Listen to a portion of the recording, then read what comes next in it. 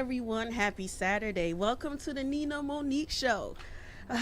It's Saturday. I'm happy and I'm happy to be doing this show.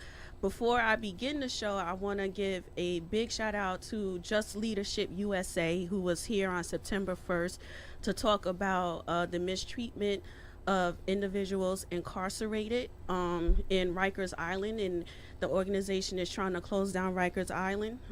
So I want to give a big shout out to them and what they're about and what they're doing.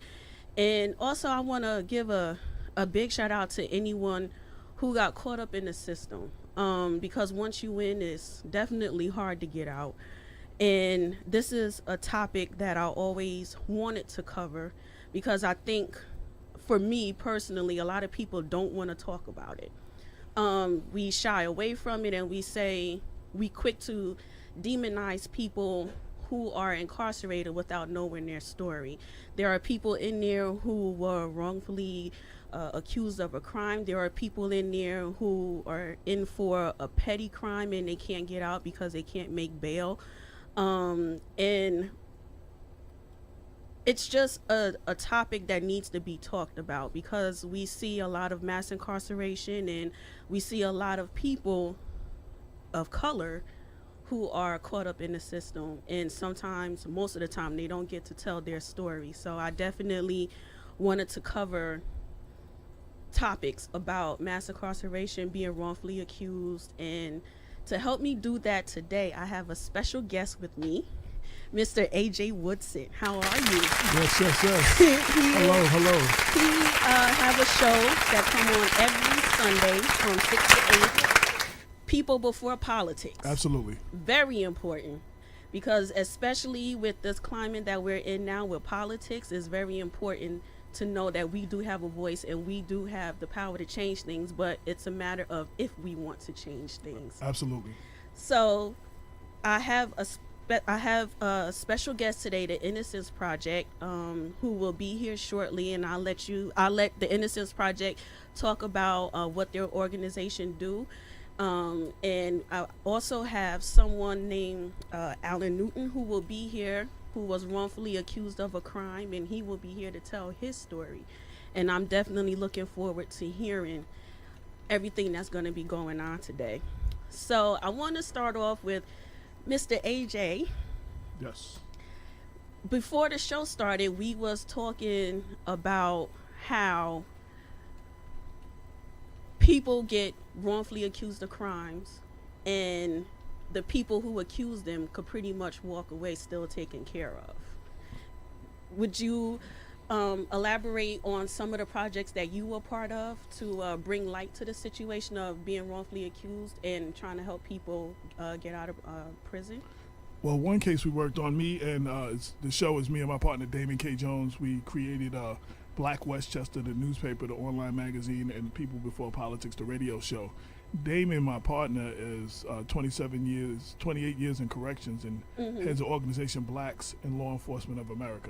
So usually when people are wrongfully, whatever, he's one of the people that get called. So he got the phone call, and I got involved as, with the editor-in-chief of Black Westchester. So it was a young man named Jamal Smythe from Peekskill.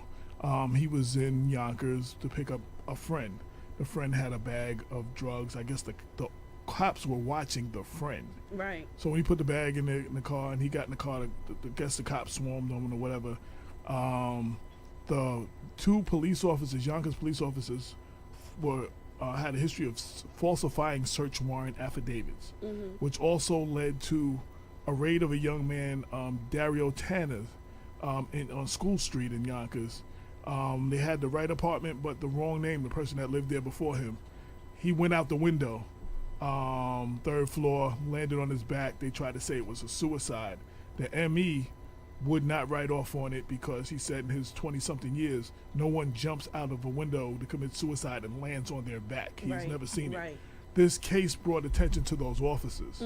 So Janet Difiore, who was the Westchester DA at the time, and had prosecuted several of the cases of these two officers, indicted the officers. Because of that, Jamal Smythe, one of the cases, they started looking at his case. His wife got in touch with Damon. We ran the stories. We had her on the show. We helped them, and he was sentenced for 15 years, and he had served 4, and he was then released. He is now released and has been exonerated of the charges. And what was beautiful, when everybody wanted to interview him, he wouldn't do any interviews until he gave us an exclusive. So that was a beautiful thing. And you can see that Jamal Smythe, blackwestchester.com. If you put his name in, you can see the interview. Oh, yeah. Definitely going to check that out. Thank you for sharing that. We hear a lot of stories, especially right now with everything going on, where people are wrongfully accused of crimes they didn't commit. From you engaging in some of these cases and helping the family, what do you think could be ways that we could bring people to justice, that wrongfully accused individuals who are incarcerated for something they didn't do? Well, 2 things. One, I think the bad thing is, and first off, let me say, because I have to say this every time, we are not anti-police. There are a lot of police that do their job. They don't. My partner Damon, his wife is a Mount Vernon police detective. So we're not anti-police. We're anti-bad. Right. No matter what you do, whether it's government, whether it's police, whatever. Anybody who violates the rights of the people, we're against them. Right. So that I want to say, because a lot of people, I had Blue Lives Matter protest against me on social media because they said I'm anti-police. So anyway. It's rare that you see officers get indicted on anything. Right. And I believe the only reason that these 2 were indicted was because the DA had to cover her behind because she had prosecuted several of the cases from these 2 officers. So it wasn't about doing the right thing even then. Right. And while we have her outside of Westchester now, she is now the head of the Court of Appeals. So when stuff don't go right, she's the one you got to go see now. So I'm not really comfortable with that either. So that's what make everything hard, because when we see people who are appointed to these high positions, it's hard to get anything done because they could quickly shut it down. And then, in my opinion too, media have a role to play in it, because they relate the stories of what they want to be told to diminish someone's image. And then we come up, I'm not going to say we, but the public come up with ways to just, well, that person deserved what they, received or whatever. And it gets to the point for me where it's emotionally draining. Absolutely. How do you not allow things that you see consume your heart with, hating people? Because it's hard, because you see us always fighting. We can't kneel, we can't speak up, we can't protest. Everything always everything always have to be, if you don't like it, go somewhere else, and it shouldn't be that way. How do you stay, sane and away from not liking people for what, Well, it's very hard, one, and you have to have some form of spirituality, whatever that means to you. I'm not saying I'm a Christian, but that doesn't mean, I got friends that are Muslims. I run with everybody, but you have to have some form of spirituality. One of the things my pastor always used to say when I was in Georgia, because those are the people that every couple that has a divorce problem, everybody that's all they're getting. When people call them, there's a problem. Right. I'm that person now, with being the editor. But you have to stay prayed up, right? Because if you're not, and you have to keep positivity around you. If not, that consumes you, and then you take that into your house, right? And it's easy to be jaded, right? But what keeps me going is when I hear from people, especially a little old white lady. She's got to be about 80 years old. She's like, "Oh, I love Black Westchester. You keep us informed," and the people tell us how much they helped them, how much we helped them, or how much they informed us, or those are the things that keep me going, especially when my spirit is low. Right. You know what I'm saying? It reminds me why we're doing this, because we started Black Westchester. We started People Before the Politics because there was a need to change the narrative. We can't depend on other people to tell our stories. Right. Whether it's Hollywood, whether it's the media, whether it's the radio, we can't let other people define us. Right. You know what I'm saying? Agree. So I know we don't have the reach of the mainstream media, but in our local communities and for those that read us, you know what I'm saying? I try and I walk that balance, because there's a lot of stories I could do, and I could, and I try not to I hold our politicians' feet to the fire, and those who break, violate people's rights. There's a certain way to do it where I attack the issue and not the person. Right. You know what That's I'm saying? very important. As much as I can. I'm human. There's a few times I've gone after people, but Right. I mean, I try to attack the issue and not the person, because it's not, it's the issue that we need to attack. One of our problems, and the brother out there, and the thing, we attack each other. Yes. We're our own worst enemy.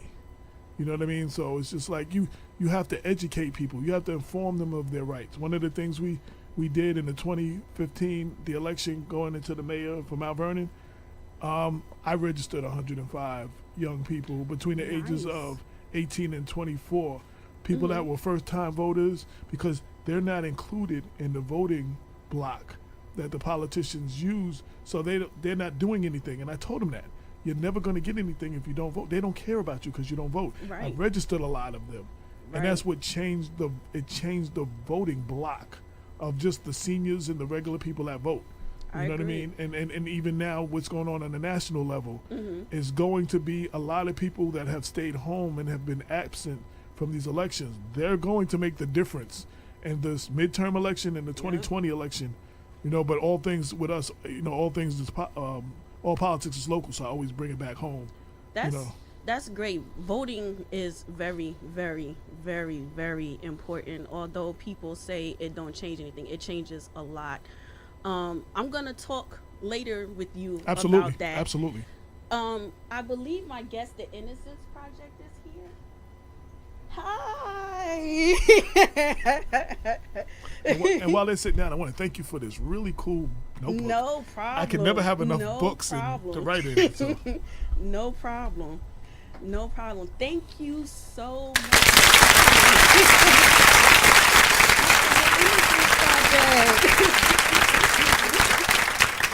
I'm going to start off and let you introduce yourself to my listeners, and then we're going to get started with the interview.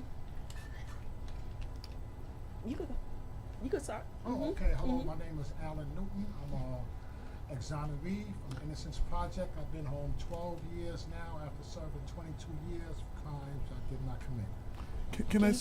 I was going to say, I always ask everybody, pull your mic up to you. Yeah. It moves. Okay. And so you speak right into the mic so we can hear you. I'm sorry. That's okay. I do this every week. That's so. okay. Mike's kind of intimidating. Hi, my name is Amshula Jayaram. I'm a state policy advocate with the Innocence Project, so we work on changing the laws. And I'm Susan Friedman. I'm a staff attorney at the Innocence Project, and so we represent people who are seeking relief from wrongful conviction. And thank you. I can't thank you enough for being here. This topic is very important to me. And I remember meeting Shonda at the Shonda Smith, who is a communications manager for Innocence Project.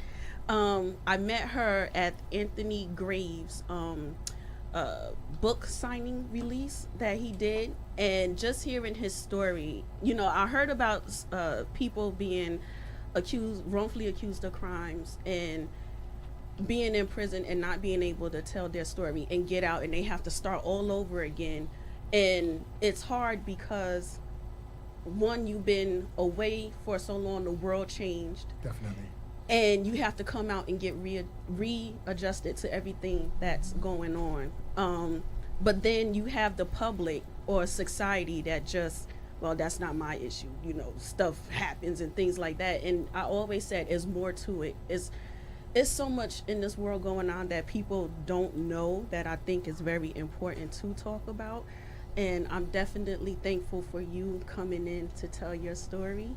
We appreciate you for having us here, because it's important to be able to tell our story, because like you said, with the change in news cycle every day, it's hard for people to really concentrate on things that really don't affect them personally. Right, exactly. So getting this opportunity to tell the story, speaking the young people, going out to the colleges and reminding people, look, this is all of us, because the way I try to express it, even though it don't affect us, because it doesn't involve somebody with you personally, it affects public safety, because when wrongful person is locked up and convicted, the person that commit the crime, the majority of the time, they go on to commit a new crime, unfortunately. Exactly. I had someone here September 1st from Just Leadership USA, and she was also, her name is Tamika Graham, and she mentioned that. And she also mentioned how a person that's wrongfully accused, now they have to adjust to a lifestyle in prison where if they wasn't criminals when they walked in, now they are criminals because now they have to learn how to survive, Right. and because of the things that go on You're classified. inside. Exactly. I also used to say you had to make the normal things, the abnormal things, normal now, and you had to adjust to things, and it's the same adjustment, unfortunately, that we have to go through when we come home, because like you said, if you was duly convicted and you come home on parole, the state is obligated to assist you in making that transition easier. But in our cases, one of the things the state is almost out to get us, because they don't want the transition to be easy, because they want to try to say, well, look at this person, even though they was wrongfully convicted, look at them now, they're Right. not improving themselves. And so they kind of have a real hands-off policy, and it shows when they actually fight in the civil cases when men and women try to get compensated for them wrongful convictions. Right, right. We're gonna come back to your story because I have so many questions for you. Thank you. I want to go over to my guest from the Innocence Project. Could you say your name one more time? I'm sorry. Sure, Amshula Jayaram. Thank you. And Susan. Yes, Susan Friedman. Yes. Could you tell everyone a little bit more about Innocence Project and how when the organization got started and the meaning behind it? Sure. So the Innocence Project was started in 1992, and it was founded by Peter Neufeld and Barry Scheck. And they realized at that time, it was when DNA started to be used in prosecutions. And what they realized is that if DNA can prove that someone committed a crime, it could also prove what they believed, which is that there are wrongfully incarcerated people in prison all across the United States. And so they began this project, and it originally started at Cardozo Law School as a clinic, and it was just 2 professors and a handful of students. And then in 2004 it became an independent nonprofit, although we still have a relationship with Cardozo and run a legal clinic. Right. And now we've grown to a staff of, I think we're about around 80 people. And we also are part of an Innocence Network, which is 56 organizations nationwide and 12 organizations abroad that seek to prevent wrongful convictions. That's great. That is really, really great. I love hearing organizations that's all about helping people. I love it. I truly love it. Also, what are the most common causes of wrongful convictions? Sure. So some of the leading factors for the cases that were overturned with DNA, we're now up to 357 DNA-based exonerations. And I say that because there's thousands of others that were other folks who were exonerated through other means, not through DNA. But for our cases, the leading factors are like in Allen's case, an eyewitness misidentification, false confessions where a confession was coerced or whatever the case may be, jailhouse informants. So there are the informants that are actually incarcerated that will give information in exchange for, like leniency in their sentence or, even like a better living situation within the prison. Wow. And there, and it is actually a totally unregulated process that we know very little about. So that's another another big issue. I'm trying to think what else I'm missing. Flawed forensic evidence. That's one that's come more and more to the fore. Wasn't a woman arrested recently who was tampering with DNA evidence, and people was getting locked away because of it for a very long time? I forgot her name. Yeah, I'm familiar with the case. She was actually tampering with drug testing. Okay. And she was actually making the drugs, everything just test positive and for law enforcement advantages. I think it was Chicago. But that's only, I think it was a Houston case also where you had a lab technician that was tampering with evidence. So it's multiple cases that involves that, unfortunately. I know she was caught, and she also was punished for it Yeah. right? Yes. But that doesn't happen often, No, right? it does not. No. And, right. and it does not happen to the law enforcement officers that a lot of times, purging themselves, submit false evidence, and Absolutely. false documents, and no one is held accountable. And because, one of the things, like I talk about these wrongful conviction is, I believe it's still happening today because the prosecutors nowadays are still reluctant to deal with cases that happened when they wasn't even in office. And when you have that type of pushback Yeah. from them, it's my belief because they truly know that these behaviors and wrongful convictions are still happening because Yes. they get cases where they just believe people are guilty and Yeah. and they just run with it and they have to accept it, the cases they get from the police department. And this is why I talk about it. New York City has not had another DNA exoneration since 2006, since my case. And part of the reason I believe is when I was fighting my civil compensation case, the federal judge told the city when they was trying to get the case dismissed, the only reason we're here today is because y'all found evidence. Right. So it's like a message. If y'all don't find any more evidence, nobody else won't get exonerated. Is that the again, I learned from my last guest that was here. Are you speaking about the discovery kit? Well, speaking about basically just finding evidence Okay. in general, the Okay. discovery statute is a whole nother issue. I think New York State may have just passed a new law in regard to discovery because that's one of the major issues why people get convicted, whether wrongfully or rightfully, that you don't have access to the evidence against you. I mean, give you a perfect example. You can be suing somebody for $50 and you can learn everything about them. Whereas you can be facing 50 years in jail and you won't learn some of the evidence before you sit down in court that particular day to start the trial. They could actually. That's crazy. They could actually do that. Like I withhold evidence from you from. It's a process. Well, they may say, well, you're trying to intimidate a witness, or, I mean, it's just a discovery process that's broken in New York State. Other states really have a lot more liberal process as far as allowing you access, but when you compare it to the civil process, where you can get access to everything just because you're suing somebody for monetary damages, it's completely different when you're facing years or life in prison. Oh man. And it doesn't help that a lot of people don't know their rights, and a lot of people can't afford a qualified attorney. You know what I'm saying? Like what they call public defenders, the Yeah, public yeah. that work for the state. Yeah. You know what I'm saying? And their job is just to clear as many of these cases as possible. They're not. Your best interest is not necessarily at hand there. So it's hard to fight something you don't know that you have the rights to fight, and you don't know your rights. You don't know what your rights are. Even though you may be able to find some great public defenders, but if they handling 35 cases all That at too. one time, Right. that automatically presents an issue right there because they running around back and forth, Right. and the fact that they getting so much pushback. Because if you was handling 35 cases and everything was fair, it may be different when it comes to wrongful convictions. You wouldn't have these many cases, but because the process is not fair, it's so adversary, that causes the problem, though, Oh man. or one of the problems. It's you try to get to one layer, but then when you start talking, there's so many different layers that you have to unravel.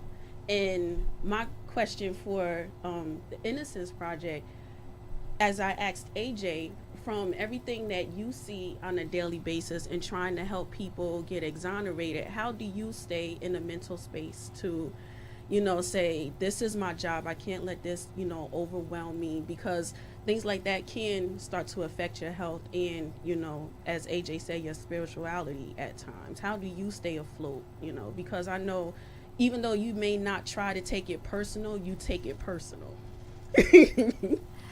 Yeah, I mean, I think for all of us at the Innocence Project, we do this work because we truly believe in the organization's mission and we want to make a difference. And it's hard to not have things impact you and to leave things in the office. Like I'm sure Amshula can't leave things in the office, and I certainly can't, and I know none of my colleagues can. But it's really important to try to find time for yourself and kind of Mhm. understand that if you burn out, you're no good to anybody else. So it's Absolutely. really Right. important to have a good sense of what your limits are and when it's time to take a step back and take some time for yourself. And the organization is really supportive with work-life balance and making Mhm. sure that we do take care of ourselves as much as we can, because we're no good to anybody if we're exhausted Right. and stressed out all the time. And I could imagine you work around the clock just about too. Yeah. Yeah, a lot of people do. Yeah. Oh man. It also helps when you have your own support system, your Yeah. husband, your wife, your family. They can be your center for you. You know what I mean? Mhm. So that helps a lot. I mean, and not everybody has that, but I mean, when you have that, that's a bonus. Right. You know. Mhm. Okay. Oh man. And to the Innocence Project, what do you look for when you choose cases to work on? Because I know it's like so many that come across your desk. Are there any like specific points that you look for where you say, okay, I'm going to jump into this one? Yeah, so the way we accept cases is through the intake department. So people who are incarcerated or their loved ones write letters to us, and those letters go to our intake Mhm. department, which has just a tremendous job. Mhm. First, due to the volume, the amount of Right. letters and requests that we get, but also just how difficult it is to read these letters from people Yes. who have no legal representation and are coming to us, and we may be their last opportunity to get assistance. And so what they do is they start a very tedious process of, reading trial transcripts and trying to Mhm. get to the heart of whether or not there is biological evidence, whether or not there is DNA evidence that was left at the crime scene that if we exclude the client from, Mhm. then we can say that the client is actually innocent. And so in most instances, we're looking at cases where it's a sexual assault or a violent crime, or there was a violent struggle, or there is, a logical inference that if the client is excluded from this piece of evidence, we know that he or she could not have committed this crime. Right. Were there ever times where you were part of a case and it's possible Innocence Project wasn't able to actually help someone get exonerated and you would pass the case on to someone else to, like another organization to help? Or Yeah, so, obviously we get a lot of requests and we can't accommodate all of them. We can't take all those cases on. And there are also, so at some points we have to make referrals. And Mhm. sometimes we make referrals to some of our network partners or to other lawyers in the cities or the states Right. where these convictions occurred. But also even when we accept cases, the first step for us before looking for biological evidence is to find the evidence. Right. And not all the evidence exists. And how so long there, does it normally take to find the evidence, especially if it's a case going back? well, it's a case by case process, so I can't say Right. definitively how long. Right. But today we have much better ways of tracking evidence. Back in the 60s, 70s, yeah. and 80s, it wasn't Right. it wasn't computerized. There weren't barcodes scanning everything, and so really evidence could be almost anywhere. We could have evidence in the courthouse, evidence in a prosecutor's desk, evidence at the sheriff's office, Mhm. evidence at the lab. Sometimes the court reporters maintained evidence, and so the lawyers start this very lengthy process of trying to track down the evidence. And that, sometimes you get lucky. You pick up the phone, you call a lab, and they put in the number, and they say, "Oh yeah, we got this number." And then there are other times you look at Al Newton's case, and the search takes much longer than it actually should have. Yeah. Oh man. AJ, you have questions that you want to? Now, I want to ask, I know when people call Black Westchester, usually where you've exhausted every other thing that you can, nowhere else to go, we're the person that you call because you don't have nowhere else to go. But being a small staff, I don't have the manpower that you have. There's a lot of times there's people's parents that have called me about their children being wrongfully incarcerated, and no parent thinks that their kid did what they did. So sometimes their kid actually did. I don't have time to vet all of these situations. Sometimes it bothers me because you just can't help everybody. Do y'all experience it? I mean, like I said, y'all have a lot more manpower though. Do y'all experience that, and how do y'all deal with that?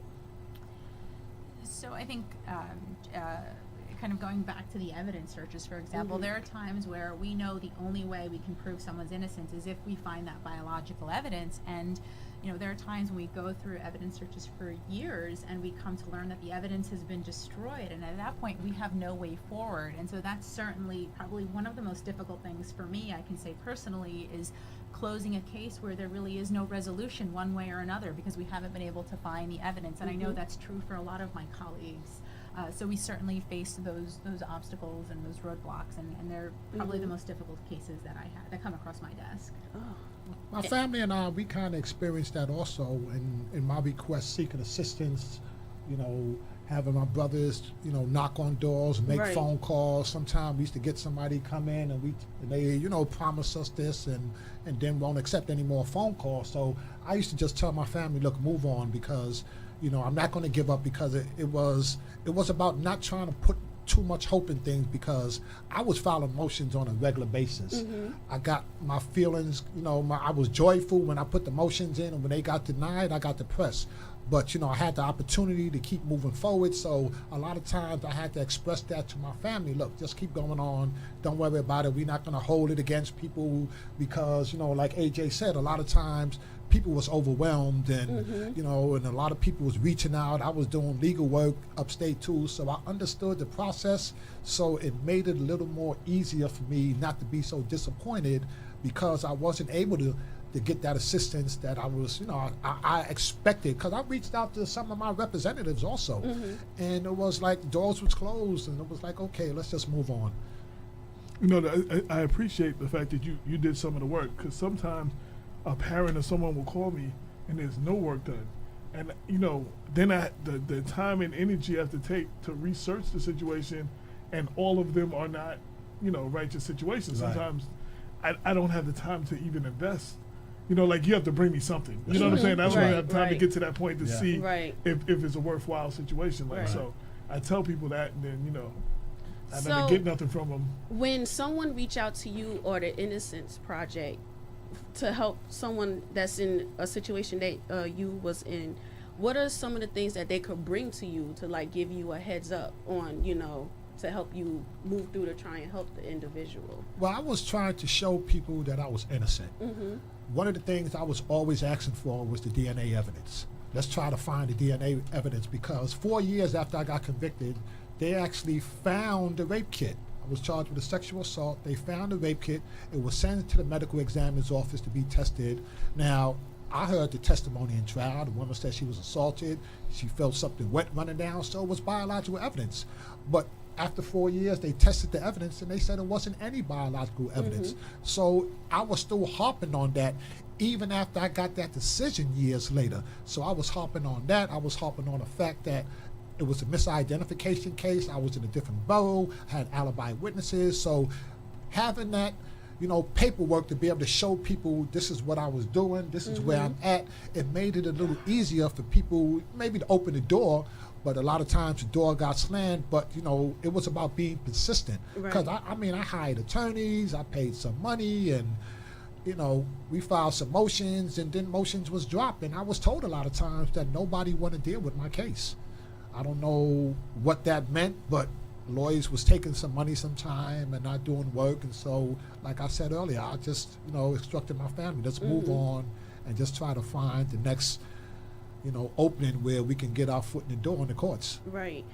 I was invited to see a screening by Shonda, Crown Heights. Great. And I was like, the whole time I was trying not to cry, but I did cry, because, just to be walking down the street and you're pulled away and put in a police car, and you're being told you committed a crime that you didn't commit, and you're like, wait, what's going on? All I did was go to the corner store. How am I in this situation now? And when we was able to see time just go by of him fighting to try and get out, and sitting in front of the parole officers, and they're saying denied and denied and denied, and I forgot the character, Carl was his name, and every time he was sitting in front of the parole officers, he accumulated a lot of good credentials while he was in prison, but then they tried to demean his character every time he was sit in front of them. Like, as long as you don't accept responsibility for the crime that you're convicted of, because regardless of your argument, once you convicted, they want you to show remorse and take responsibility. And he had a violent offense. He was charged with a homicide. I was charged with a sexual assault. So you see, it doesn't matter the nature of the offense that you charge with. Some people charge with drug offenses and refuse to take any type of drug programming because their argument is, I don't have anything to do with this offense. I don't have anything to do with that crime.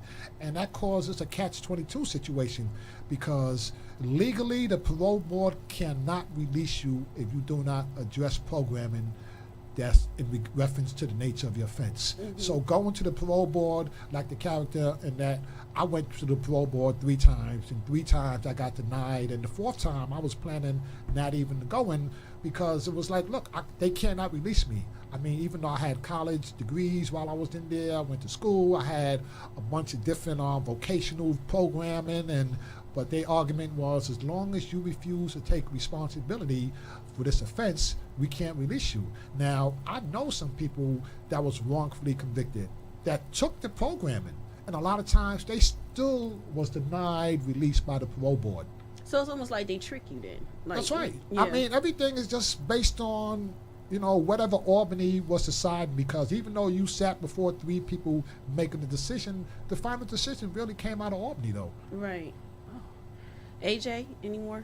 You have any? I mean, I have a lot to say, but I'm trying not to Go ahead. dominate the show. I mean, it's the whole system. Well, once you understand that the system was created to hold you back and not to help you. I mean, once you get that in your mind, you go into realistic expectations. You know what I'm saying? Like, we think, oh, well, the system is supposed to. It's not designed for that. Like, Definitely not. I mean, you have judges, like we were saying. We got judges that are invested in the privatized system. Prison is big business. Lots of people are making lots of money. They don't worry about programs to rehabilitate you when you get out, because it's set up for you to go back in.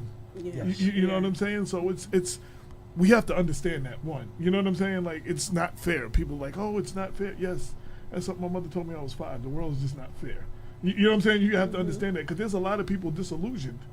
If they haven't come across, they don't understand that the system is built. Like, I've interviewed almost every police commissioner and chief in Westchester County, and they all told me there's no racism in their police department, and race doesn't matter in the way they police. That's not true. Yeah. You know what I'm saying? Like, race doesn't matter, and there's a lot of people that say there is no racism. If it doesn't affect you every day, and you don't come in contact it, it's hard for you to understand that it is. There's some people that really think things are good. Like, why are you complaining? Y'all had a black president. Why are you complaining? Things are not still. You know what I'm saying? Yeah. We have to understand that. We have to fight. What I want to say, though, to anybody who's listening, that might come across y'all, one of the best things you can do before you approach someone like me or someone like you, do your homework. Yeah.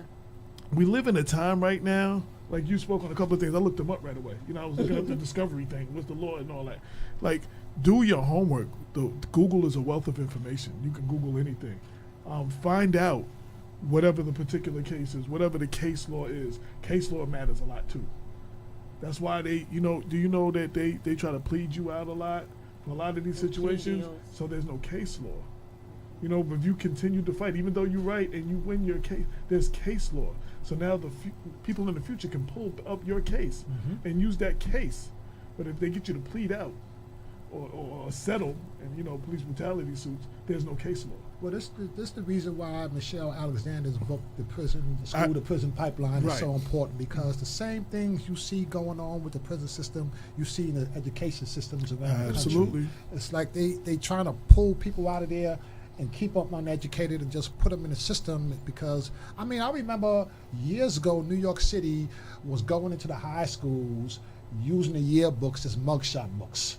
So it was like, look, if we can criminalize them at a young age, let's try to get them, because all that was going to do was cause people to be, wrongfully picked out. You go and you're getting their yearbooks and using that as mugshot books. This was New York City, one of the biggest cities in the country, but still doing a lot of stuff that's backwards, and that's the unfortunate part. This is a democratic town, a democratic city, but a lot of times the way the government is run in this city and state is undemocratic, unfortunately. The other thing is you can go further back than that. The standardized test. I want to jump to okay. Susan and Amshula, right? Close. Amshula. Okay.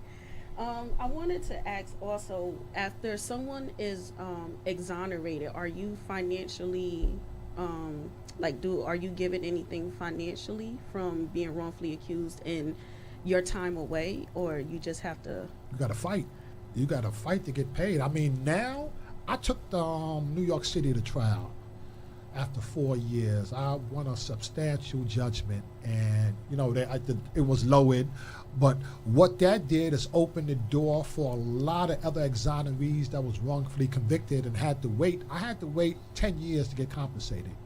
Now you got men and women getting compensated in 2-3 years. The process is a lot quicker because the city controller is actually taking a big step and saying, look, instead of your people having to file lawsuits, I'm going to start compensating once you file your notice of claim, because it costs us a lot to litigate for years. And a lot of times, you got the de Blasio administration, you got the Bloomberg administration before that. None of them want to recognize these wrongful conviction cases, in the city. The police department, the district attorney's office was basically doing wrong. So now the city's taking a different approach when it comes to the controller's office in regards to settling cases. So these men and women don't have to wait 10, 15 years to try to get compensated for things they did, even though there's another statute under the Wrongful Conviction Act for the state statute, and the compensation is the same thing a lot of these men and women have to go through. You have to fight the same type of fight to prove you're innocent, even when you got DNA cases. And when you come out, I know it probably takes time. Is this removed from your record so that when you go for a job interview, things like this don't come up, especially if you didn't commit the crime? It shouldn't be on your New York expunged the records, but like everything else, you have to make sure you stay on top of them in regards to getting it done, though, because things just don't get done. I mean, a perfect example is my DNA exoneration. New York City never put that DNA through a national database to find out who may have committed the crime. Now, even though the statute of limitations expired and the person can't get prosecuted, but they don't want any more negative. They didn't want any more negative press, any more negative publicity in regards to trying to find out who may have committed this crime. So that just go to show you, you have to always follow up with things, and you have to keep yourself educated, like AJ was saying, when it comes to knowing your rights. And, I tell kids nowadays, just be quiet when you're dealing with law enforcement. Call your parents, be quiet, because anything you said is just more ammunition, unfortunately. Like they say, it will be held against you. Yeah. And some, it's not all, but some cops just take advantage of people that don't know their rights. We interviewed the Central Park Five. One or two of the members have been on the show. Yusef Salam Great brother. has been on the show, and his mother have been on the show several times, sitting in these seats right here. And Yusef said, they saw on TV that the cops wanted to question them. They went into the police, not knowing their rights. They went into the police department to tell the police that they didn't do it. They never went home. You know what I'm saying? It's like he said, literally, he did not understand that, you have the right to remain silent. Anything you say can be used against you. He did not understand that at 15.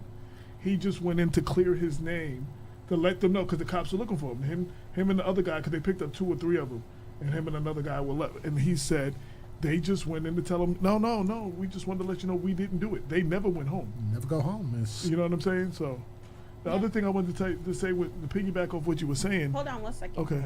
Oh, I was just going to follow up on the false confessions and Right. the fact that we see this a lot. As Amshula mentioned, one of the leading causes, one of the contributing factors of wrongful convictions that we see in our cases are false confessions. And in what we found in the DNA exonerations is that about 30% of those cases had some type of admission, some kind of false confession.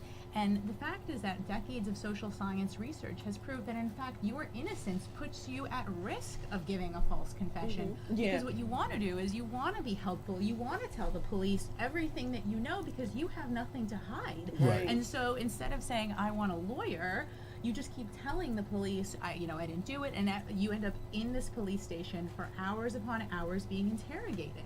And so, in fact, your innocence puts you at risk. And also, the Central Park Five were teenagers, and what we see is that Right. there are certain people that are more likely to give a false confession. Right. And those are people that have that are juveniles or that have some kind of limitations because they are more suggestible and they want to be compliant with law enforcement. Right, because they want to go home and they feel if I tell you what you want to know, you'll let me go because I'm innocent. Yeah, that's exactly Right, right. right. The research shows that juveniles, they're looking for an immediate reward, and so for Mhm. them, what they think if I just tell you what you want to hear, I'll leave this room because they're just thinking about what's happening in the here and now and not realizing if I admit to a crime, I'm never going home. Probably. Right.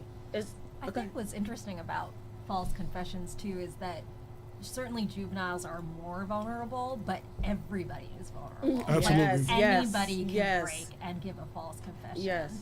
And I think the reality is that you don't come into the world thinking that everybody is out to get you, Right. So there is Right. like a certain amount of natural trust that you have. In the Central Park 5 case, not only when it came down to it, did they manufacture these confessions, but in the case of Corey Wise, I don't know if you remember, Mhm. but they basically were like, why don't you just come down with your buddy to the station?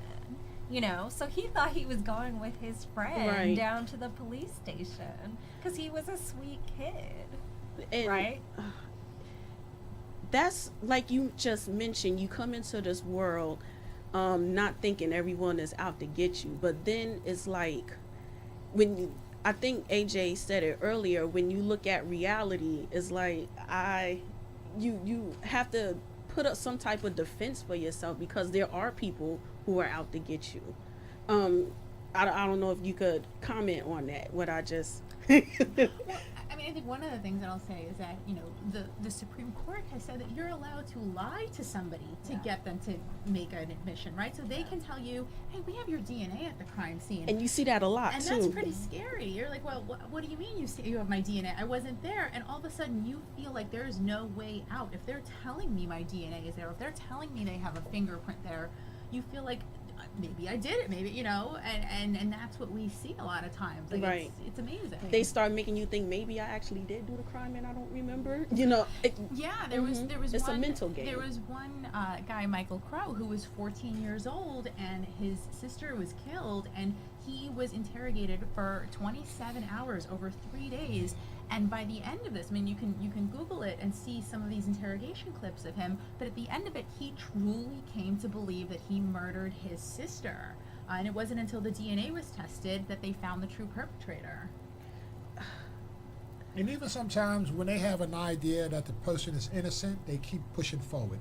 They keep pushing forward because it would give the actual perpetrator, if they catch this person, doubt like, hey, y'all had somebody, you had them Right. locked up for 6 months and then y'all let them go once y'all found out. And so this is why they just, like a dog with a bone, even sometime when they find out the evidence is going left, different from, what they actually saying you do it. right, You did. they just keep going with it. This is Why why. do I think that people go ahead? I think that what Alan was saying earlier too is like really at the heart of the matter. Like we have an adversarial system, and everybody understands incentives, right? Right. And everybody in the system is unfortunately incentivized, on the law enforcement and prosecution side, to identify someone and convict someone. Mhm. And until and unless that changes, unless we are rewarded for seeking truth, or even identifying someone but then saying, no, you know what, I made a mistake,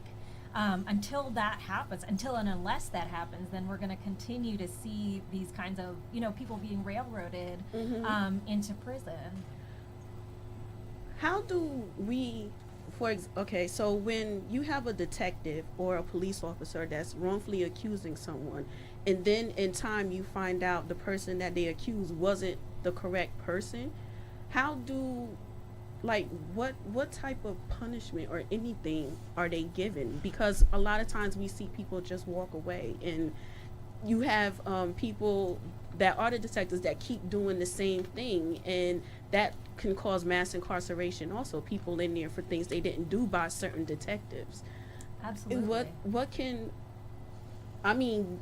What can we do to like bring those people, to be punished for what they're doing, because you're interfering with people's livelihoods. You're taking people away from their families.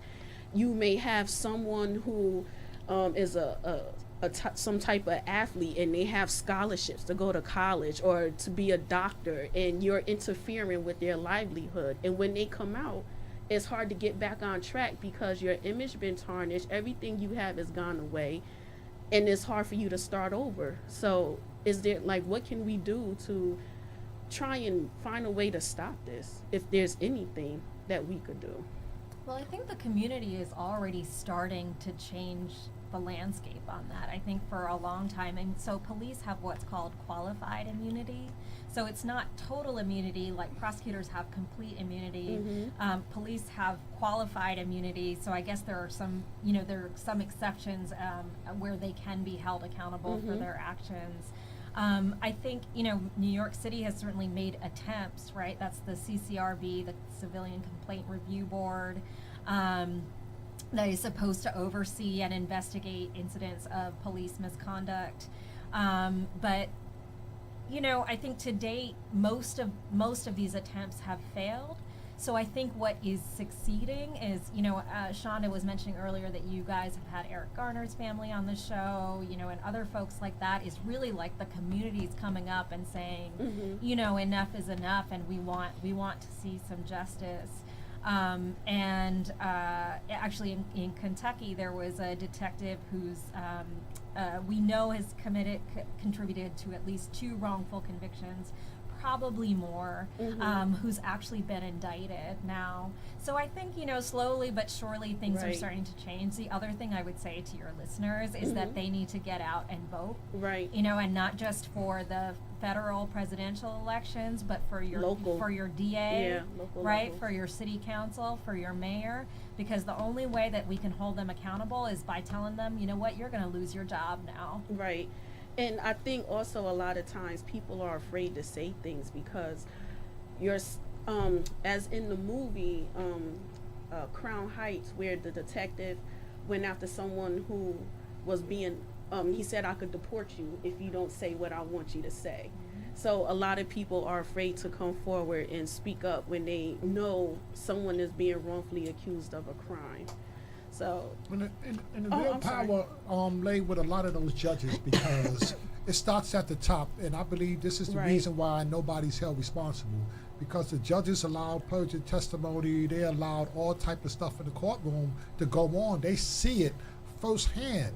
They experience it. They know. I mean, you gotta the Conviction Integrity Unit now investigating a particular cop in Brooklyn, and they got over a dozen cases that he was involved in, the same witness that he was always bringing in the court, witnessing multiple homicides in Brooklyn. So it was known through the court system that this cop was doing this stuff, and them judges was allowing this testimony to be put before juries on a regular basis. So until those judges start being held responsible, nobody else, because judges can make referrals. Yes. There was a cop that really just got indicted because he committed perjury in a federal gun case, and this is why he got indicted. He got indicted in the federal system. But as far as one of these district attorneys in New York City indicting a cop for perjury, unless you got it on tape, and even though they lie about people confessing, and then DNA evidence show that this person could not have confessed to a crime he didn't commit, nothing is going to happen though. Right. And you mentioned, if you don't have it on tape, but then now still, if you have stuff on tape, they still sweep it under the rug. I want to talk about the voting aspect. What you just said, a lot of people vote for the president. You're not allowed to talk about politics. So we. I was just saying the need to vote though. I can talk politics though. Oh, okay. No, I'm Did you- not talking about any Sorry. politicians, but what Oh. I'm saying, the importance of the vote is Mhm, your, okay. for your local mayor, your mayor appoints your police commissioner. You know what I'm saying? And all the commissioners, how your city is governed and regulated, it's your local mayor. People don't understand that. So if you have a problem in your police department and the mayor's not getting rid of them, you get you a new mayor. You understand what I'm Yeah, saying? yeah. Those are, you can affect more change in your local life, in your local elections, than you can for the president. Oh, yeah. The president, those local seats actually Are affect very your day to important. day more than the president. And that's what I just Yeah. wanted to say Yeah. about that. That's very And the important. other tricky thing is that judges are elected in lots of states. I was going to say that too. But there's very little information out there. They're not about allowed. them, There's a lot. know? I've had them on the show. They're not allowed to talk about certain things. You can't ask them certain things. You know what I'm saying? But then they're asking us for a vote. Right. But Right. then so you don't really get to know what their thoughts are, how they really think on certain issues. You don't. And then they're some of these are like 10 years. The Right. local spots, like that's the dangerous thing with those. They have a lot of community selection committees when it comes to judges in the city, and unfortunately, a lot of people do not get involved or just don't know about the process when it comes, because you have a lot of different community organizations that actually choose and pick people to sit on these selection committees where these potential judges go talk about, their resume, who they are, what they're trying to do. But if we don't have any input in the process because of a lack of education, a lack of the process, this is why we keep falling for the same okie doke Exactly. as, Exactly. Oh, yeah. And I do think there's a real problem with transparency and information Yes. when it comes to judicial candidates. We can find yeah. out, rightly so, we can find out a lot about our city council members or our state reps or whoever it is, but you can't find anything on the judges. And they hold people's lives in their hands, and that's not right. Right. It's like, they're a judge and we know you a judge, so we're going to pull you out of the public eye. You're just here to do this. We don't want people to know about you. Oh, and, yeah. and they can't speak on certain things. Right. Like, because I've asked them, and like I said, in this Yeah. very studio, and they'll be like, well, we can't speak on this, and we can't speak on that. And that's the answers. But those are the answers we need to know before we vote for you. Right. You know what I'm saying? Right. So it's a catch-22. And I don't know who changes that legislation, but again, that's the importance of educating ourselves, because we need to know, obviously some of that might need to be changed. So we need to know who is the people who change to make those changes, Right. and we need to start hollering at them. Right. You understand what I'm saying? Like, that's the only way you make change. Right. But I would point out that Alan's absolutely right that these judges play a critical role, and they often are kind of turning a blind eye to the things that they're seeing in their courtrooms. But the people that we do know information about that we can also elect, who also have enormous power, are the district attorneys. Absolutely. Yes. Absolutely. Yes. Well, I know I only have you until 4, so I wanted to say thank you so much for coming on the Nina Monique show. I greatly appreciate you coming on and dropping a whole lot of knowledge on us about, being wrongfully accused in the process of what goes on when you're trying to be exonerated. And Alan, thank you. thank you for coming on. Thank you for coming on and sharing your story and for taking the time out to come visit us. So on that note, we're going to take a break, and we're going to come back later in a few minutes. And right now, we're going to come off air for a few Peace. minutes. Peace.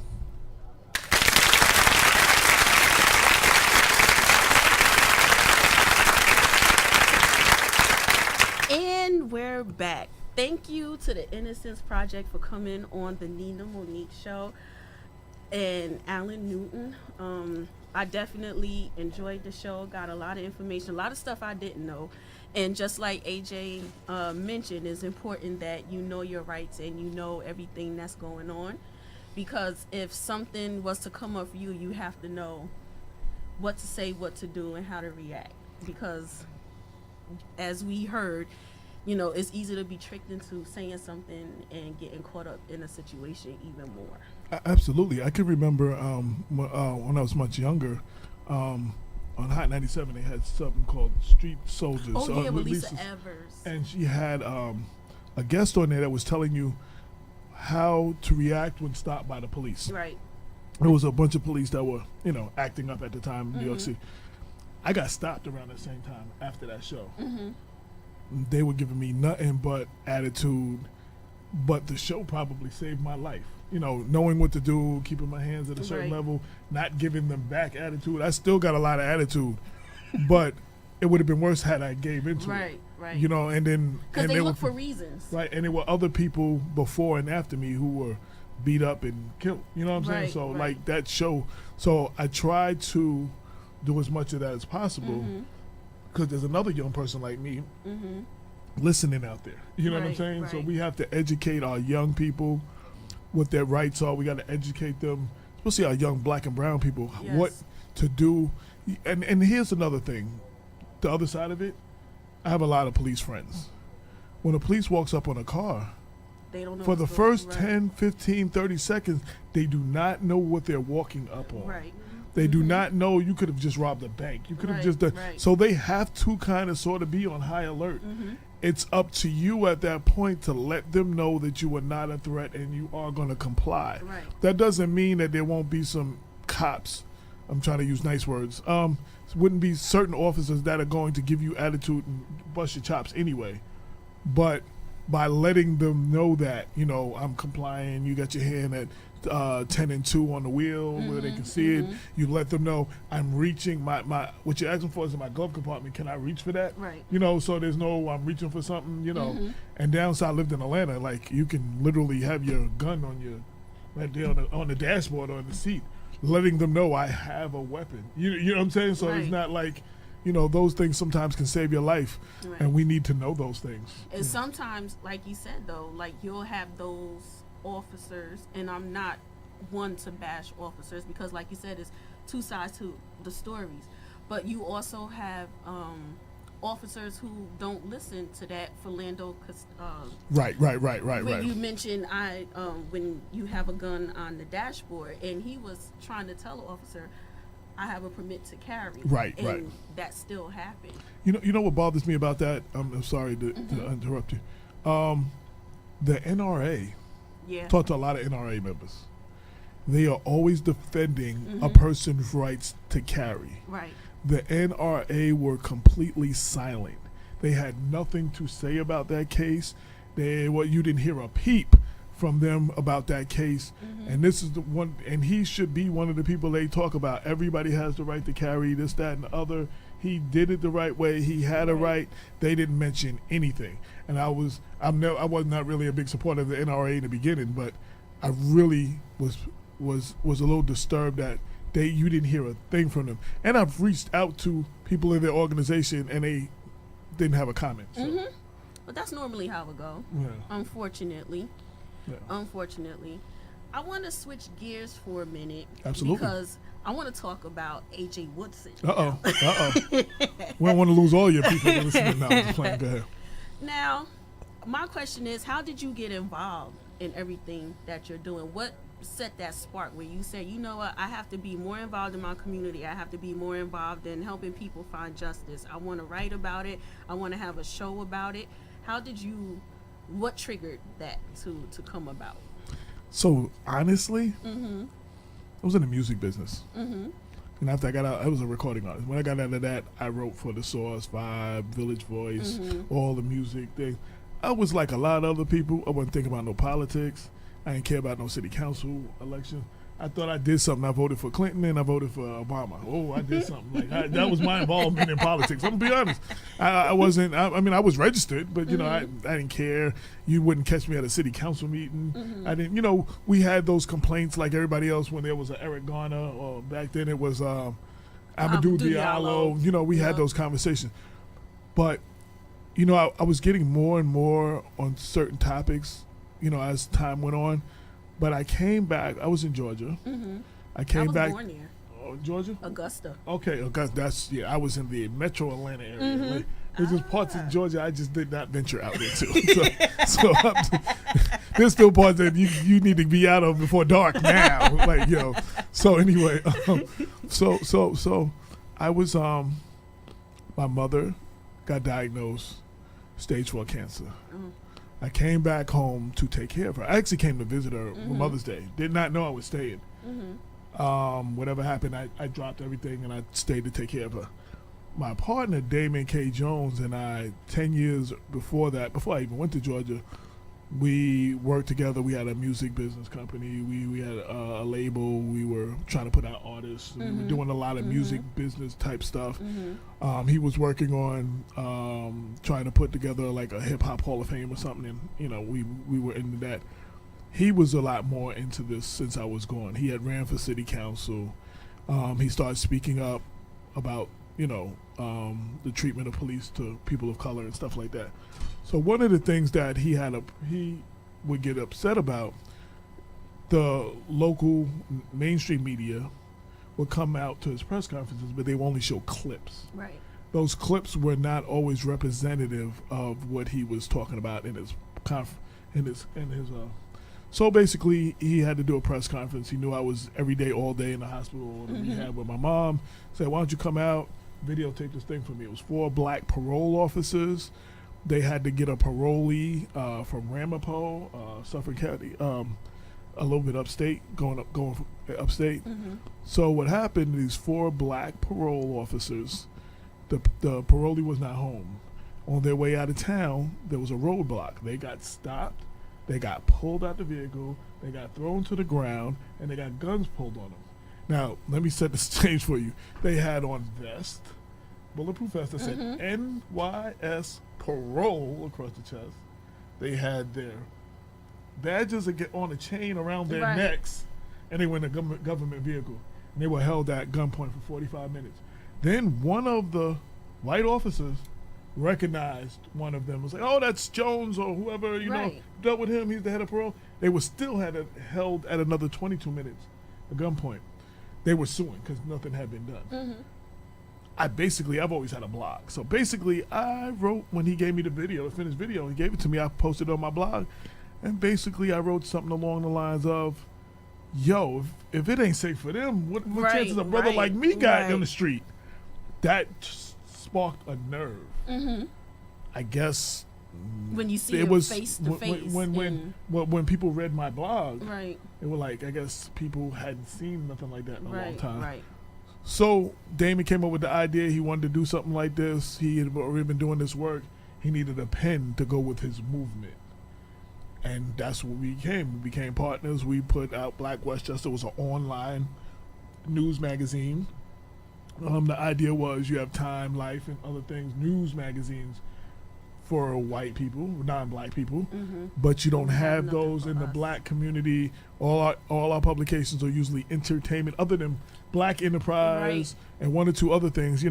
Everything is entertainment based or sports based or even video game based, but nothing like news oriented like Time or Newsweek. So we were doing kind of, I don't want to say the ghetto version, but our version of that. Right.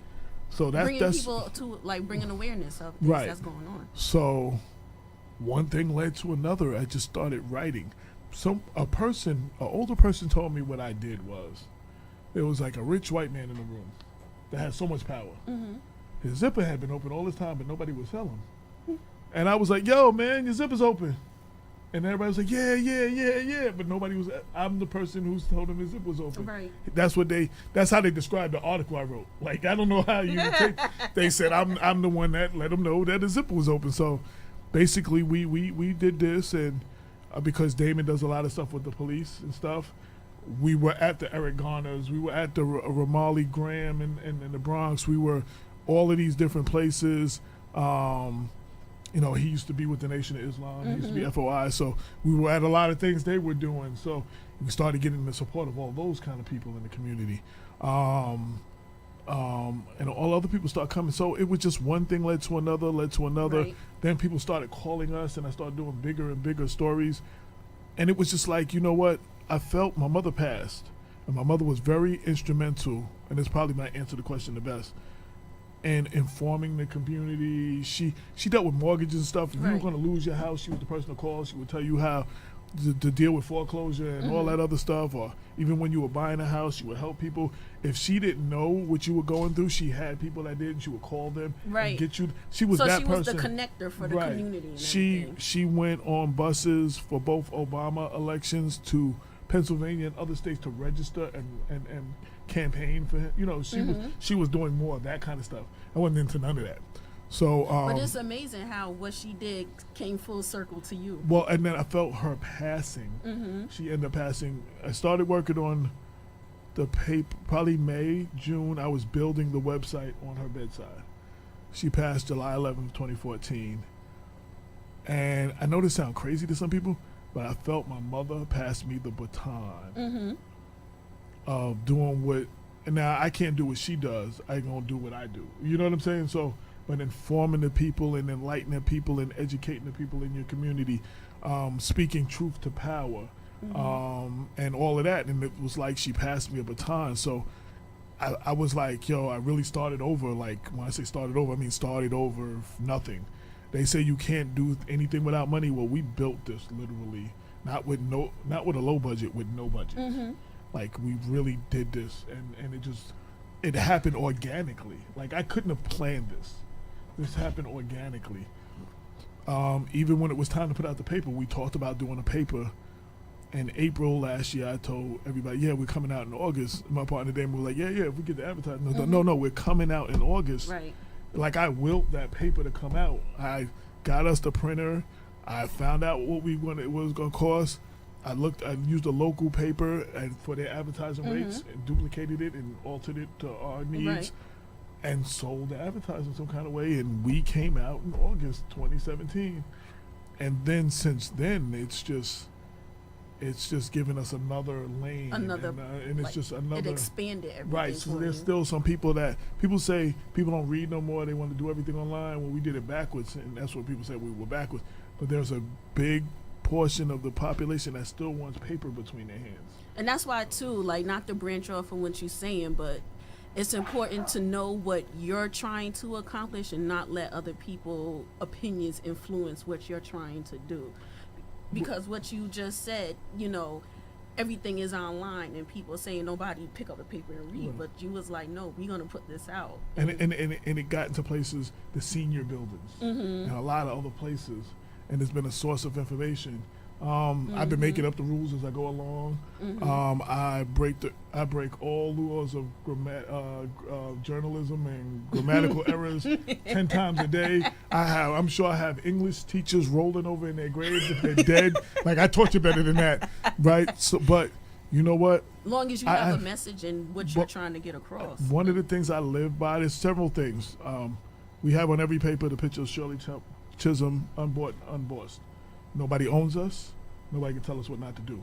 You don't like it, don't advertise, don't read us. But secondly, I was moved by, and I try to live by these words as far as the paper, the radio show. Muhammad Ali, when at his funeral, and I interviewed him before. That's one of my greatest interviews before doing all this.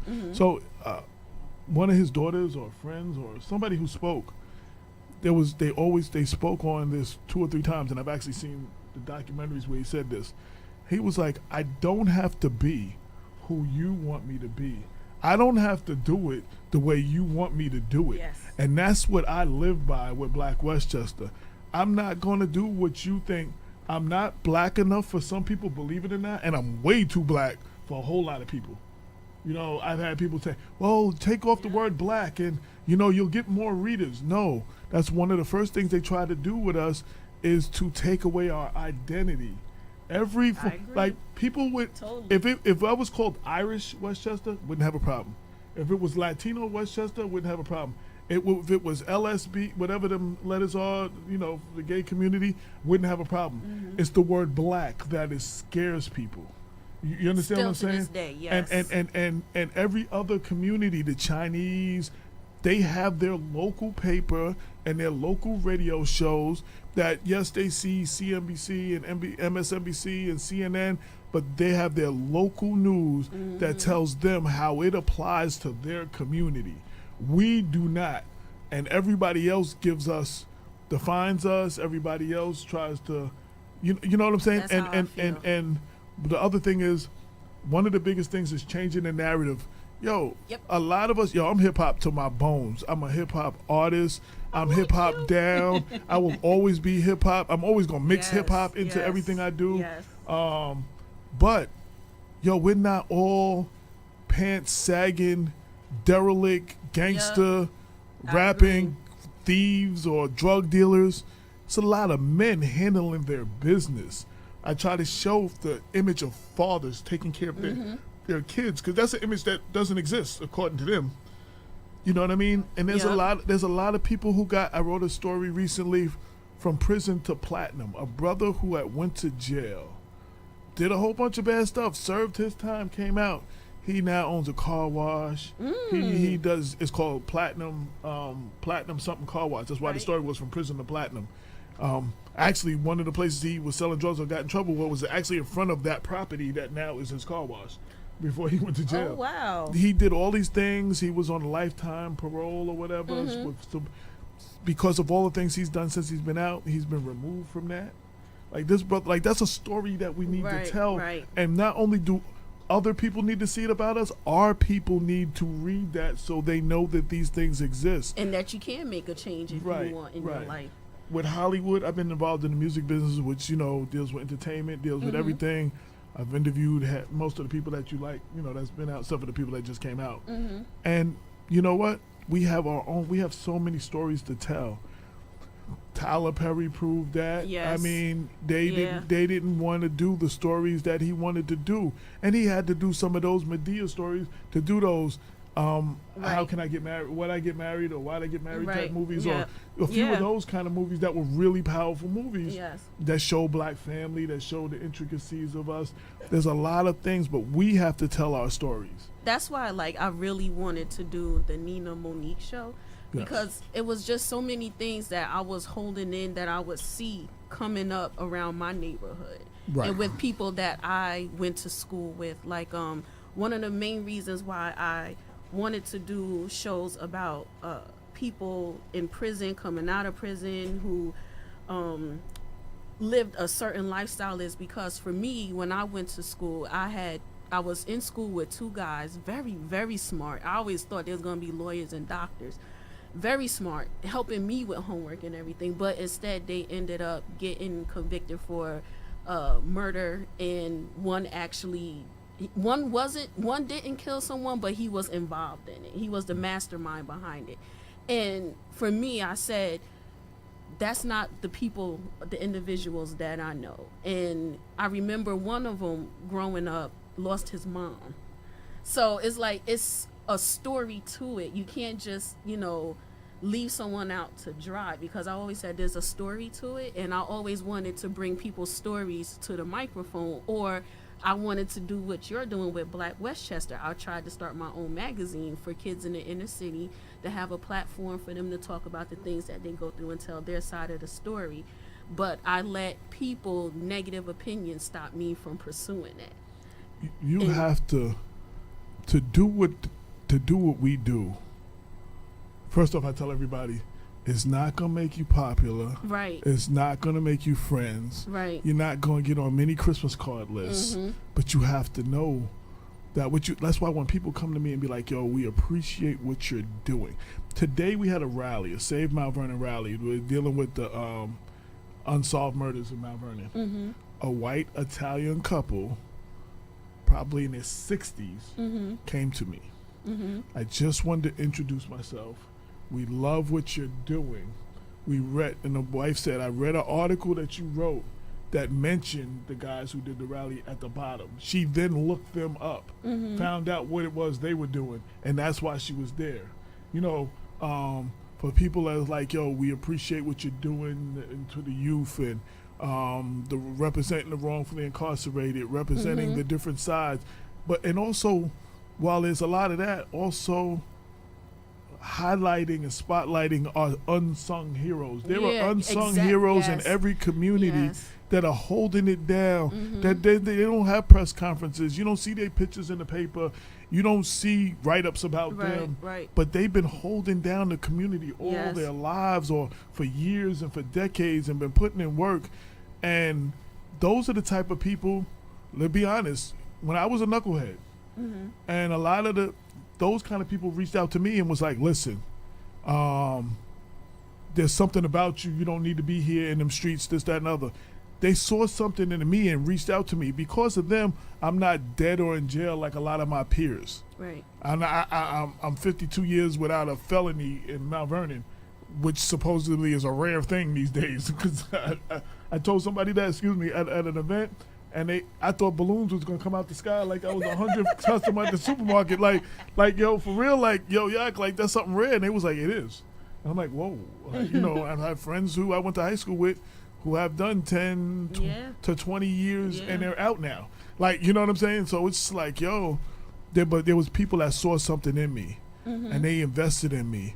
I always tell a story. I was cutting school.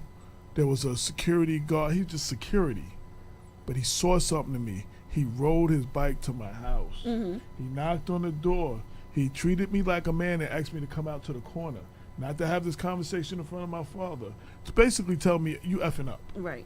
You know what I'm saying? You need to get your blah, blah, blah, blah, blah together, blah, blah, blah, blah, blah. Because he did, I went to school the next day. I'm going to keep it real. You know what I'm saying?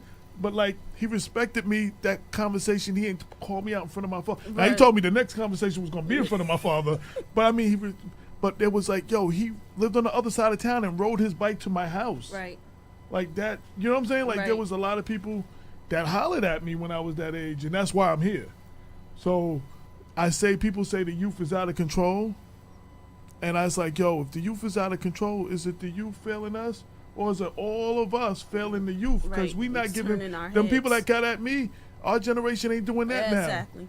You know what I'm saying? And there's not enough of them people that's going. So I try to, anybody who's doing that, try to big them up, big up their little organization, spotlight them, they have fundraisers. Y Cop in Mount Vernon is an organization we had on last week. They had a fundraiser the other night.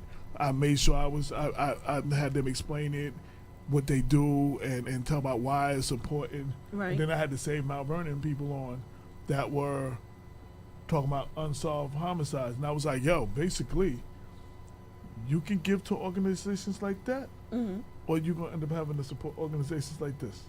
You know what I'm saying? Because that's the end, because they're helping them kids, getting at them kids, which would be either one, the shooter who has nothing to do and is out there getting caught in a gang, or the ones who get shot. You know what I'm saying? Yep. And if we don't empower them organizations like that, then we have the Save Mount Vernon. This foundation got to get bigger and bigger because there's a whole lot more unsolved. And I was able to put that image out, to support them. So. It's very true. And when I was reading your bio, I was like, man, I said, I really like this guy already. I'm a lot more impressive on paper. You're very impressive. I look really, really good on paper. You be like, yo, that guy ain't got nothing when you meet me in person. But you be like, on paper, I'm the man, though. No, I mean, I really admire what you do. Like I said, when I was reading it, I was like, I can't rap. I'm not a hip hop artist, but everything else that was in your bio, I was like, those are all the things that I wanted to do. So when I get to meet people like you, I always want to say thank you, because you're paving ways for me too. And I appreciate that. And I'm sorry not to cut you off, but just by meeting you today and like hearing, with the Innocence Project and everything you were saying, I took in information also from what you were saying, what the Innocence Project was saying, Alan was saying. But, just talking to you, I hear a lot of similarities of like just wanting to do the things that I want to do, and hearing you say just you have to be comfortable with you and just do it yourself. So I thank you for validating what I've been thinking, what my mother was saying to me all along, because a lot of things I said, she was like, yeah, I be telling her. Yeah. So I appreciate that. I appreciate coming into like contact with good people. There's two things. One, I'm at a point in my life, you got to look at the different cycles of your life. My daughter will be 29 next month. I was married twice. I'm divorced twice. But my last marriage, I had 2 stepdaughters. This is the first time in my life that there's no one depending on me to put food on the table or a roof over their head, that I could take these chances, because if I was still married, I couldn't afford to do this. because this is a sacrifice. This is a labor of love sometimes. Issue to issue. You know, we had this conversation with the people that know me. It's like, yo, oh man, you got a lot of advertising. Yeah, issue to issue. We don't know how we gonna come out sometimes, but you know, it works out at the end, and we just keep grinding. And I got this whole don't. I'm at a point like, yo, don't stress what you can't control and do the things you can control. So yeah, okay, so I didn't get all the advertising I need yet, but you know what I can control? Putting together the dopest, the toughest, the hottest issue, the most informative issue that I can do, and to keep working on that. And sometimes a lot of things just fall into place when you do the work. You know what I'm saying? Sometimes it's a matter of just doing the work.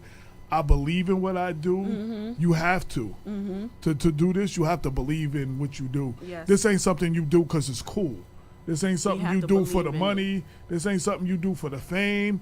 My partner Damon, his wife is a Mount Vernon police officer. Because of him being outspoken, she's been suspended and messed with at the job. His wife and daughter own a cupcake shop, Cupcake Cutie, that they tried to shut down. You understand what I'm saying? That we just had a press conference yesterday. They're suing.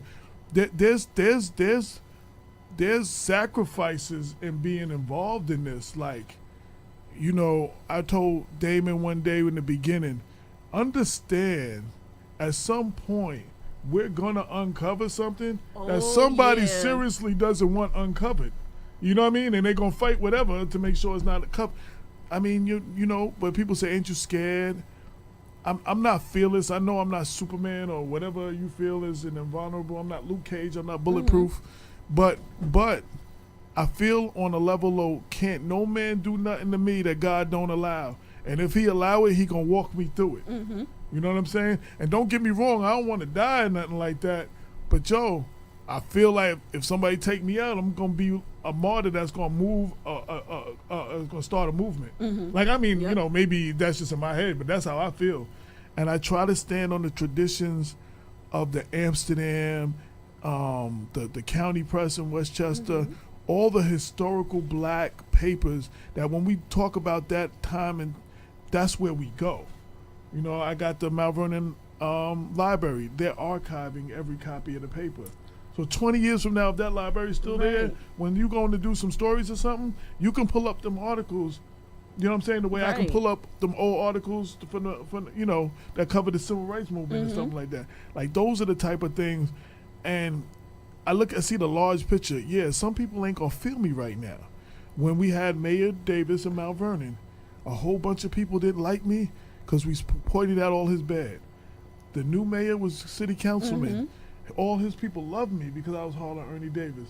Ernie Davis left. Now all of the Richard Thomas people, they hate me, them same people. I'm like, yo, hold up. Because the player changed, the game ain't changed. You know what I'm saying? You have to be able to take everything that comes with what you're doing. But now the Ernie Davis people that couldn't stand me, they my people now. Like, because the person they don't like is who I'm going after. Like, and then when he's out, there's some people that don't like me now, that they're not going to like the next person and they're going to be cool with me, or my agenda lines up with whatever their agenda is temporarily. You know, I don't fool myself. It is what it is. Exactly. I just figure as long as I try, I say this all the time. Am I perfect? Heck no. Am I gonna make mistakes? Absolutely. Everybody. I try to man up to the ones I do when I realize it, and I try to limit them and learn from them. With every story I do, I learn something different. Like what you just said. Like, I don't know. People think I know everything. I look up a lot of stuff, and for every story I do, I learn something. So, you know, and I hope that Black Westchester, and I'll say this, I hope Black Westchester, there's a lot of young people that's involved. There's a lot of volunteers because we don't have money to pay anybody. So a lot of volunteers, but whatever their thing is that they're trying to do, at least it was set up that way, is for them to elevate to the next level in what it is they're trying to do. Right. So if they use it as a stepping stone and they move on somewhere else, that's cool with me. You know, that my thing was able to elevate them Yep. and whatever it is that they wanted to do. You know what I'm saying? And put their movement. So that's what it's about too. Like, you know, helping people progress. Right, So, right. yep. So Yeah. that's it. I mean, I could run my mouth all day. I know you got time. Hey, this is what I do. I'm a talk. Yeah, I used to have a promotion company. It was called Big Mouth Entertainment. You know, who else you want to get the word out? Somebody with a big mouth, right? So, that's what I'm hiring, right? That's what promotions is. So I run my mouth. That's what I do. So give me a mic. No, I'm listening to everything you're saying, and like I said, today was a good day for me because I learned a lot from you and Alan and Innocence Project. So I definitely want you to give out like your social media for Black Westchester, and I also want to, before we go, I want to talk about your show, People Before Politics.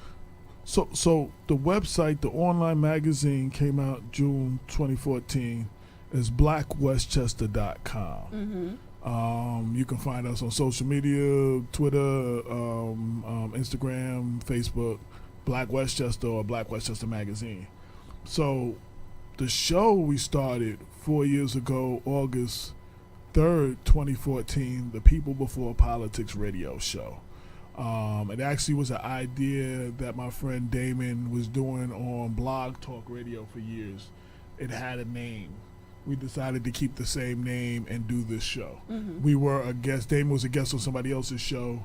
Priscilla Ichi and her friends had a show, and we liked the setup, and we was like, hey, we could do that. You know, we started our show. So we just celebrated our 4-year anniversary. This People Before Politics radio show. You can Google it. We're on all the regular social media. And last August, we actually started Black Westchester, the newspaper. It's monthly. We just celebrated the 1-year anniversary. You can blackwestchester.com is the hub for everything. You can go on there and see every we up to episode 185 on the show. You see every one of the episodes on there. You click on the last tab, BW newspaper. You can see all the digital versions of all the issues of the newspaper, and then of course the articles and everything else. Everything. So blackwestchester.com is the hub, and we just started subscriptions for people that, like, there's a lot of people in Westchester that have moved down south, or people that just want to know what's going on. Right. $25 a year. We mail it to you, so we mail it to your house, the paper. We drop the paper off usually at all the black churches, the libraries, the community centers, sometimes your hair salon, soul food spots, you know, where we be. You know what I'm saying? And it's free. Everybody says, "Oh, you charge this, you charge that." My thinking is most things that have information for people in the hood, even if you was to charge 50 cents, they don't get the knowledge that you have for them because they can't afford it. Right. Like somebody just, like they might be able to afford that one issue, but just to have a steady. If you want to give the information to the hood, to the people, to the poor, to the voiceless, to the disadvantaged, to whatever you want, however you want to term that, you got to give it to them free. So we have advertisers, and that's why I tell people it's important to advertise with us, because that helps us keep it free for the community. That helps us get it out, promote those events, show those people them unsung heroes, call out those elected officials that need to be called out. Anybody corruption, we're speaking truth to power. Freedom ain't free. You know what I'm saying? That's like, real talk. Freedom is not free. You have to do something for it. So, I mean, so that's how we do it. And then we have donations. There's people that we have a donate button, bang, they hit that, they put their little $50 or sometimes more. They don't have anything to advertise, but they want to keep us going. Right. Or they send us a check. So it's Black Westchester. We've been doing it for 4 years. We speaking truth to power. We're not gonna stop. I feel like I said, my mom passed me the baton, and I'm gonna ride this till the wheels fall off. And it's about leaving a legacy for the next generations. Right. It's about documenting this current time in history. I mean, that's what, a lot of people say a lot of things, but this is what it is. This is what it is for me. It's real serious. It's not just fun to have I do this. I do this 24/7. I don't do anything else. I don't sleep, for real. I nap. For real. I don't sleep, for real. My phone rings. Hey, a dude, last month, a guy in Yonkers got arrested by cops in Yonkers. He was watering his grass. He said they was harassing him. They took him to the hospital and tried to have him admitted. Right? The hospital let him go at 2 o'clock. Yo, he Googled what to do when the cops harass you. Black Westchester came up. He was calling me from 2 to 6 in the morning till he got me, dude. Like, yo, I'm real talk. Like, he said he Googled it and this is what came up. You know what I'm saying? So it's like Google just said, call AJ or call Black Westchester. Like, whatever. Yo, but dude was calling me from 2 something in the morning until I finally answered at 6. Like, yo, for real. So, you know, people, that's what goes on. So, you know, it is what chose me or whatever. This is the first non-entertainment based project that I've ever worked on. Everything was involved around entertainment. Even when I did news, it was entertainment news. Jay-Z just got arrested, and the court date, DMX got arrested. You know, this one did this. You know, and, you know, it was news, but it was entertainment news. This is the first non-entertainment thing that, you know, and I'm making it up as I go along because there really wasn't no roadmap, there wasn't no blueprint, there wasn't no, you know, we making this up. We made a lot of mistakes in the beginning. Shout to everybody who holds us down, everybody who volunteers, everybody who helps distribute. You see me and Damon, that's the names you see. You see Damon on TV being interviewed. You see me writing is the name of the writer, the editor, the chief cook and bottle washer.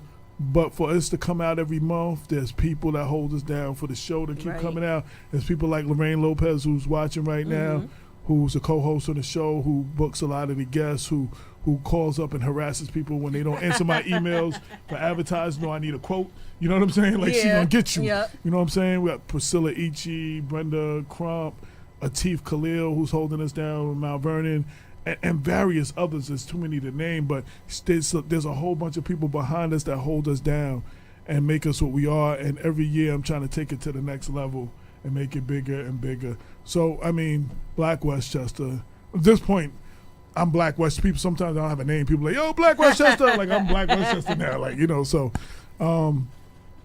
that's what it is. And shout out to my partner, Damon K. Jones, for picking me to take this journey with him. Yeah. You know what I'm saying? Like, that was my dude. He was like, he needed a pin to his movement, and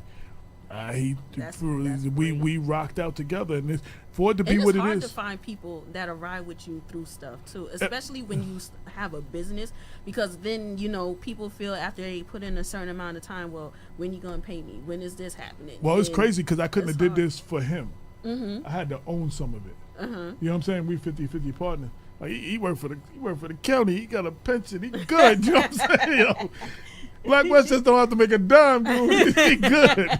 This is how I eat. You know what I mean? This is what pays the rent. Like, this is what I do. Social media for people. People know I do social media for candidates and corporations or organizations. Either I set it up or I maintain it. You don't know. You think they tweet and it's not them. You think they putting them pictures on Instagram. It ain't them. But, you know, so it's supposed to look like they. Clock. Just around the clock. Well, I work until I'm not effective. Especially when I come to the point where I have to do the paper. It's like, yo, I got like 28-page paper. I got maybe 6 pages done right now. You know what I mean? Like, for October. You know, but you know what? I go home and I work and work and work. And then when I get tired, yo, I just shut it down. And when I wake back up, I do it again. And then I just knock off little bits and pieces while I can and what I can. And do what I can and just rock out. So. Oh, man. Well, Black Westchester, the voice of the community, the voice of the voiceless. I mean, thank you for everybody who supports us. Keep the support coming, because that's how we keep it moving. So yes. Oh, and one thing, if I can announce, we have so we're actually having a fundraiser. Like, I cover everybody else's fundraisers. We're actually having a fundraiser. I believe is October 19th, 18th or 19th. The 18th, I think, it's a Thursday. I'm going to announce it on our show, but. There's this organization called the Soup Kitchen that feeds the homeless, that feeds a lot of people. Their budget has been cut in the last 2 years. They used to get about $50,000 from the county and from the city or whatever. They got cut in half the year before. They got nothing last year. I don't think they got nothing this year. They don't know how they keeping their doors open, and they still rocking out. The lady who runs it, who got a salary, she's a former city councilwoman. She got the equivalent of laid off. And she's been rocking for the last 2-3 months without a salary. So I got, so anyway, we're doing a fundraiser. It's Black Westchester fundraiser for the Soup Kitchen. I mean, it's to rock out for us, but it's also like 35% of the proceeds or whatever is going to the soup kitchen, so they can continue the work that they do. And we're doing that. I'll announce it on our show. You look at Black Westchester, we'll put it out. But we got that coming out. It's the first thing kind of like that we did, because I rock everybody else's fundraisers. I never had a fundraiser. I never raised money for us. So another group is raising it for us, but I didn't want it to be all about us. I wanted to, while we need the money to stay afloat and to have something in the cushion, but I feel better still, even in that helping an organization that helps people. So I want to be able to bring more attention to them. And like I said, 35% of the proceeds is going to them. So I'll have all the information. You'll be seeing that. And let me know, and I'll put it on my and I'll promote and share too. I want to thank you for sharing your space with me. You know how important that. You know how important that is. Thank you for coming. Everybody has their own space, and everybody wants it to be their space. And as people could compare us and say we're competitors because we have two different shows, there would be people who would look at it that way. Nah, I ain't bringing him so he could promote his show on my show. It has to be said. Thank you for sharing your space. No, it's my pleasure. And introducing me to your audience. No, you know what I'm saying? No and I think that's a powerful thing. And the more we work together on stuff like that, the further we can all get. Yes. Because the thing is, I own 100% of my thing and you own 100% of your thing, and we never going to work together. But you know what? In working together, what's 100% of nothing? As opposed to 20 or 30% of something that's real successful. You know what I'm saying? We don't get that as people. So I just want to shout y'all out, and I love what y'all are doing, and I've seen some of the old shows, and shout out to everybody who rocks with us. Shout out to everybody who rocks with them, and shout out to the Innocent Project for all that they do, because there's important work. I want to have them on our show too to continue to blow up, and I want to actually have them on the show and then write about them in the next issue from that interview. So that's good. That's it. So I think we're kind of close. That's why I wanted you on the show, because I was like, I felt you would be like a connection. So because Cruz told me about you, so I was like, shout out to Cruz and Erica. Yes. Yes. So I definitely. Oh, shout out to Dr. Bob. Can't forget about him. Can't forget about him. Not only is he the co-host, not only does he hold me down, but he's my ride to and from the station today. Shout out to Dr. Bob. Yes, baby. Yeah. So thank you for coming on. I greatly appreciate it.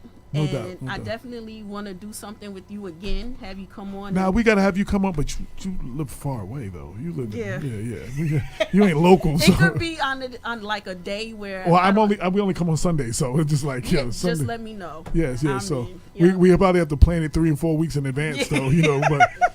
But if you ever even those Black Westchester, we cover everything that has to do with the Black community. So if there's some issues going on in your area and you want to either write about it or whatever, and you want to submit something, I will run that. That expands our audience. And that's why I went to school for journalism. And then when I come here and I bring a stack, I'll leave a stack that you can take back to Jersey with you, and you can help spread the with your stuff in it. So that's how we grow. That's what's keeping us around. Definitely, I will do that because I do have a lot of things to talk about. That's it. So, talk about and write about. So to everyone that tuned into the Nina Monique show today, thank you so much for tuning in. I greatly appreciate it. Thank you to the Innocence Project. Thank you to Alan Newton for coming in and sharing his story. Thank you to AJ Woodson. Big shout out to People Before Politics. And everyone, thank you for tuning in. Love y'all. Have a wonderful weekend. And everybody Bye. from our show, because I'm posting this on our site, everybody check out this show every Saturday 3 to 5. Every other Saturday. Oh, okay. Every other Saturday 3 to 5. Yeah. All my audience needs to check out this show and support this show as well. Thank you. Thank you.